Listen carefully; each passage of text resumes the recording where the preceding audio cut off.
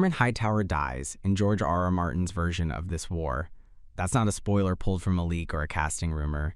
It's been sitting in Fire and Amp blood for over a decade, and here's the part almost nobody talking about Episode 5 has mentioned. His death doesn't fix anything for Rhaenyra. It should. It doesn't. Once you understand why, the entire back half of this season starts to look like a trap the show has been building since before Ormond ever crowned anyone king. Start with what actually happens on screen this episode, because the show is deliberately misdirecting you about where the danger is coming from. Rhaenyra spends the hour fixated on Aemond and Vhagar, treating that as the most urgent threat to her throne. Meanwhile, Daemon is pulled into something quieter, tracking down City Watch soldiers who keep turning up dead. By the episode's final scene, those two threads collide in the worst possible way. Daemon finds the missing men seated together at a table, all of them dead, arranged in a scene that visually echoes the Last Supper, with no food on the table at all. That's Ormond's work. He spent the episode dismantling the exact security force that let Rhaenyra hold King's Landing in the first place, and he's done it while her attention stayed locked on a threat that, by comparison, barely moved this episode. That misdirection is the whole point, and it's worth sitting with before moving into what the books already know. The show wants you assuming Aemon and Aegon are the real danger, because they're the ones with dragons and grudges. Ormond doesn't have either. What he has is patience, and by the end of this episode, patience has quietly dismantled Rhaenyra's ground security in a way dragons never could. Now here's where the book adds weight the show hasn't caught up to yet. In Fire and Amp blood, Ormond is killed during the First Battle of Tumbleton, personally cut down by a northern lord named Roderick Dustin, known as Roddy the Ruin, who fights through hundreds of enemy soldiers to reach him.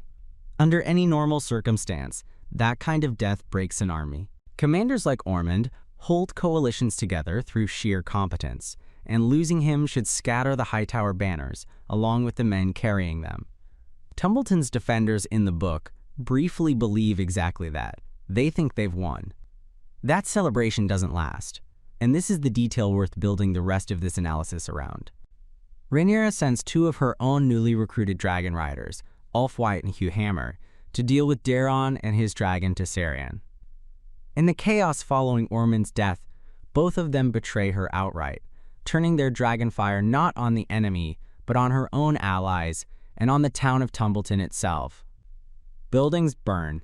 Thousands of people die in the fire or drowning in the river trying to escape it.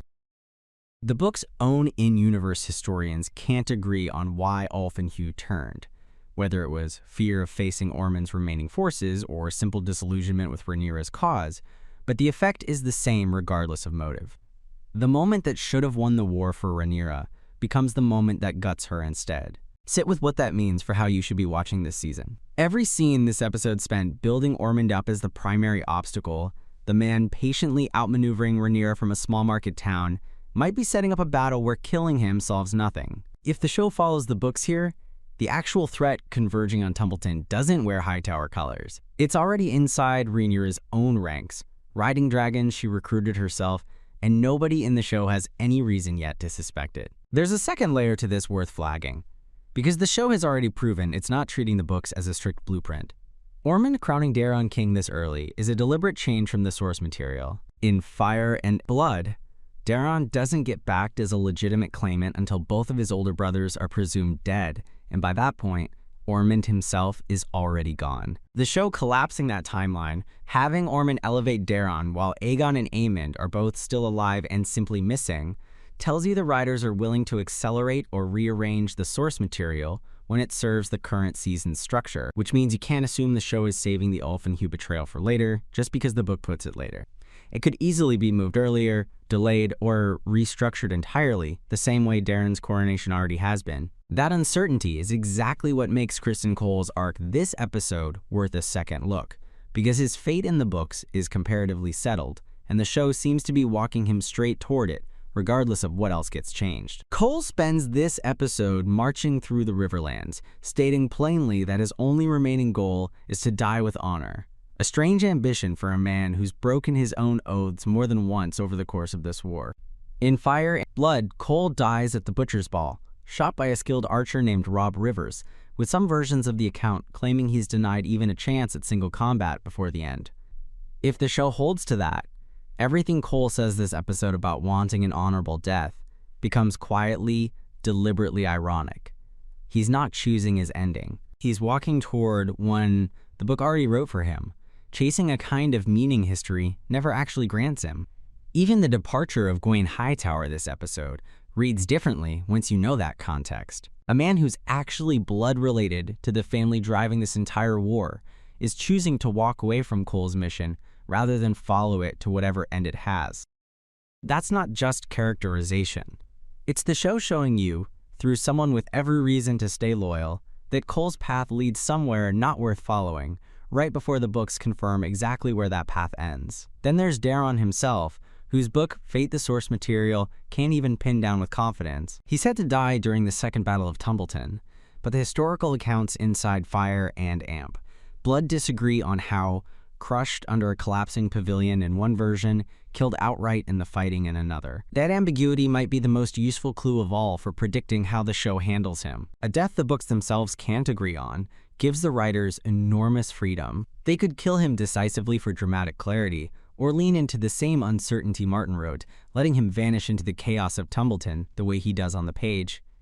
Either way, the vagueness already built into the source material means his death, whenever it comes, likely won't function as a clean, satisfying resolution the way genre television usually wants its big deaths to feel. There's one more piece of misdirection worth pulling apart, because it's load-bearing for the theory rather than a side detail. Aemond and Aegon are both alive and both unaccounted for this entire episode, and the show spends real time on Alicent and Helena, precisely while that uncertainty hangs over the family. That's not incidental scheduling. Every scene given to Alicent processing what's happened to her sons reminds you the green side of this war isn't actually unified behind Ormund's plan at all. Ormund is crowning Daeron specifically because he can control him, not because the family has agreed on a succession. If Aemond resurfaces and eventually reunites with Aegon, Larys, and a revived Tywin Lannister, the next threat to Rhaenyra may not be Ormund's forces at Tumbleton at all, but a succession fight breaking out inside the Hightower camp itself, the moment the brothers, everyone assumed dead, discover a teenager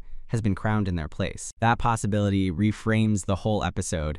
Rhaenyra watches the wrong threat, while the real one dismantles her security. Cole chases a meaningful death history has already denied him. Ormund wins a war his own book counterpart doesn't survive to see the consequences of. Certainty about who the enemy is, or what victory will actually look like, is the thing getting punished hardest this season. Which brings the whole theory back to the detail that started this analysis. Ormund's death, whenever it comes, is gonna look like the turning point the show has been building toward all season. The moment the patient, calculating Hightower, finally falls to a Northern Lord's blade, and the war swings back in Rhaenyra's favor. If the source material holds, that moment is a trap disguised as a victory.